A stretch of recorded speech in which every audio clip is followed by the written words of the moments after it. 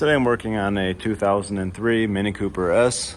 Customer's complaint was there's a clunk in the front suspension, so lifted it up, seen these control arm bushings in the back on the lower front arm.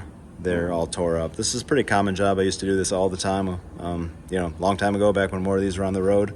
But yeah, so went to install the new bushings. You can do them in place. If you pull the control arm, you can actually press the bushing in. But we sold it along with brackets, being that the control arm was also in poor condition and it needed the sway bar bushings as well. They were all ripped up. So I figure at that point I was gonna, like I used to do in the past, drop the rear subframe down, use a long ratcheting wrench, and I could unscrew these. But they were seized into the subframe. So I had to drop the subframe down.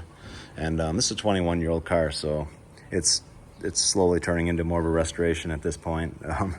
I figured there was a little bit of play in the ball joint. It's no additional labor to replace those anyways. They're not very expensive, so I would do that. When I pulled these go here for the sway bar. So if you want to replace sway bar bushings, it's basically the same job anyways. So you have to pull these two upper bolts that come down like this, the trap between the chassis and the subframe, just how they're positioned. So yeah, looking at the sway bar where the bushings ride, it's all rusted down.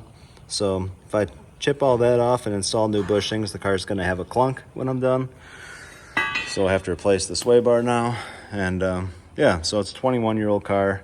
It seemed like it just needed a simple suspension repair, but it's turning into a pretty expensive job by the time we're done here. So something you kind of have to expect when you have a high miles, 21-year-old car in Michigan or any of these salt belt states. So that's it. Thanks for watching.